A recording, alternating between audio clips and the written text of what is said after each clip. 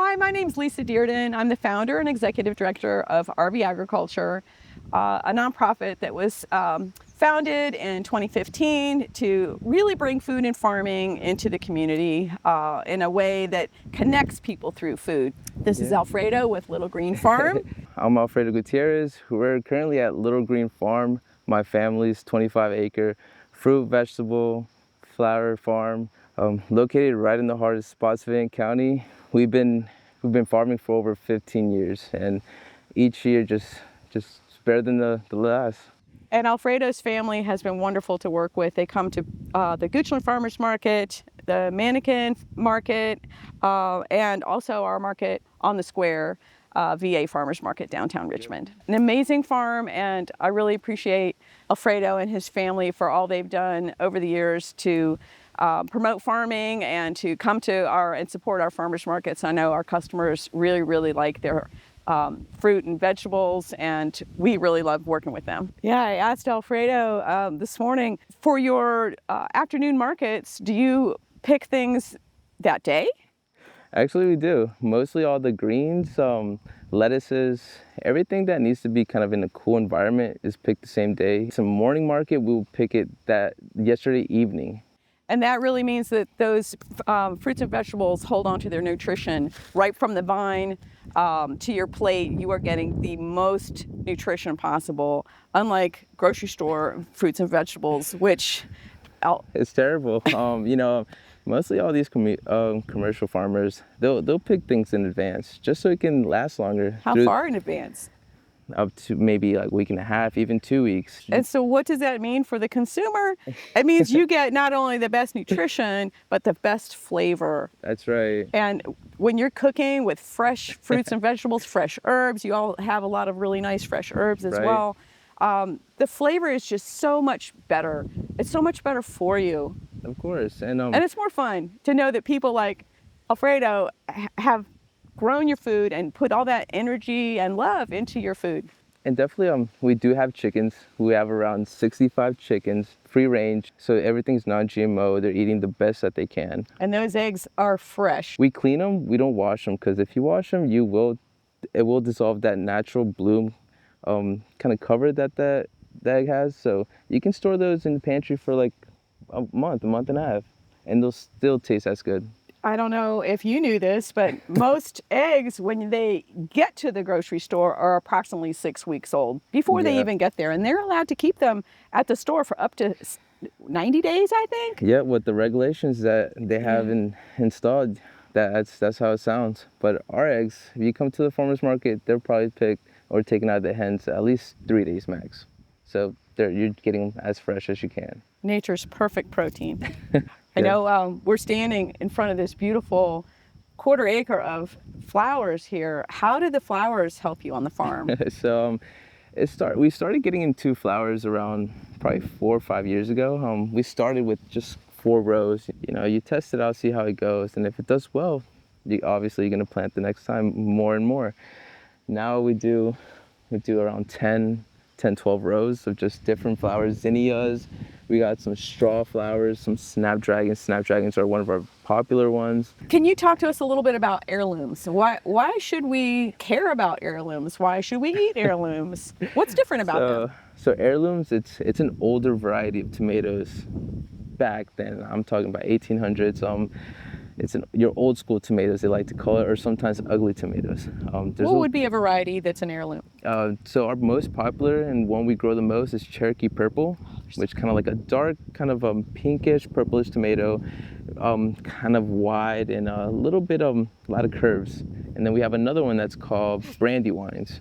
Brandywines is a little bit light pinkish, kind of roundish form, not too many bumps on it, but they're very good. And unlike your regular red tomatoes, which that's all we see, your heirloom tomatoes have the best flavor. It doesn't have as much acidity, so for people who have acid reflexes, it definitely helps a lot. And don't you grow some heirloom eggplants? That's right. And so yep, we do grow some fairy tale eggplants, which are your smaller purple ones. The good thing about those is they're not as tart as your regular, like your black beauties, your larger, darker eggplants. These actually have a more milder taste, a little bit sweeter, and they're little to no seeds. So it'll save you a lot on cutting and taking those seeds out, and just you can just cut the stems and they're ready to go.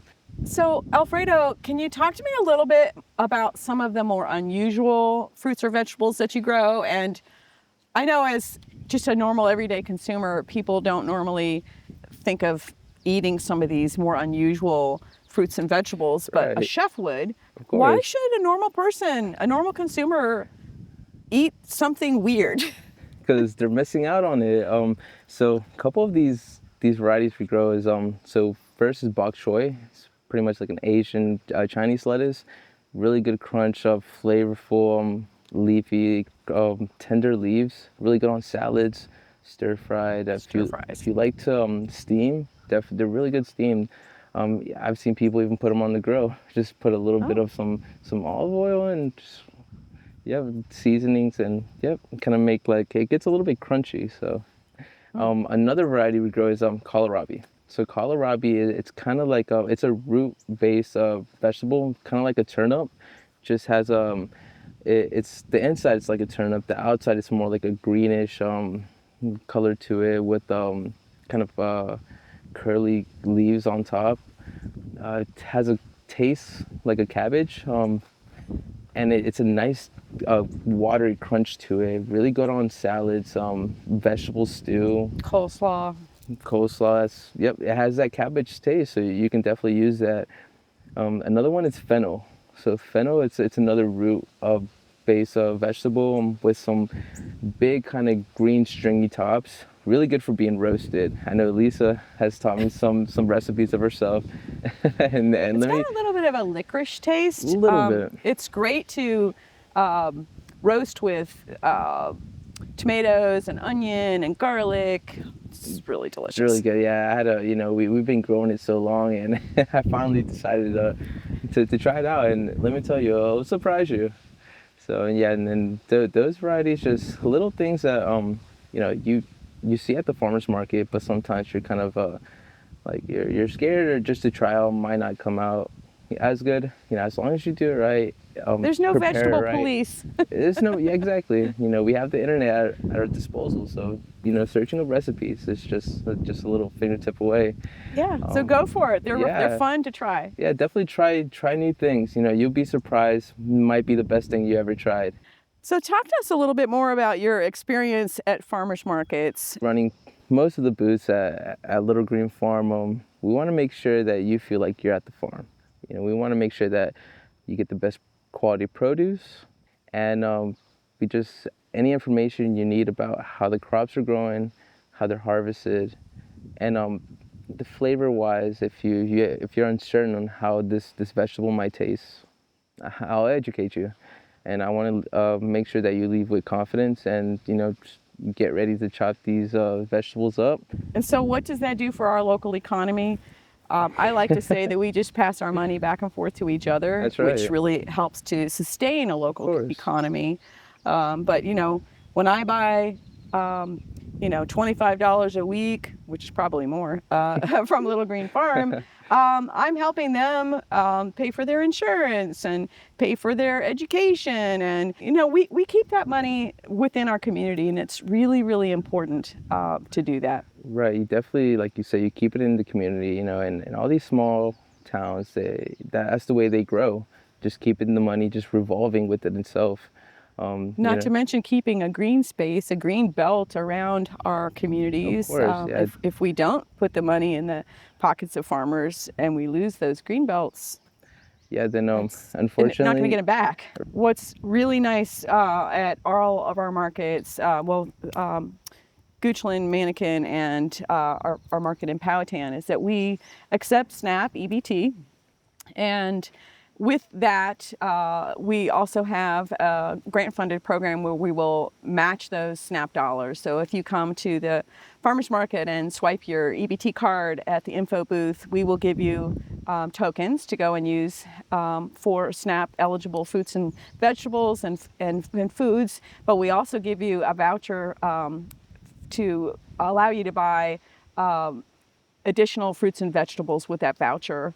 So if you Yeah, swipe for course. $15, you get $15 in fruits and vegetables for free. So not only does it put the money in the pockets of farmers, but it helps to keep our lower income customers eating really healthy. So I really like you to visit our website, RVagriculture.org. We have all kinds of really great resources, information about all of our markets. We have recipes on there. We have a YouTube channel with all of our chef adventure videos that we've produced over the years.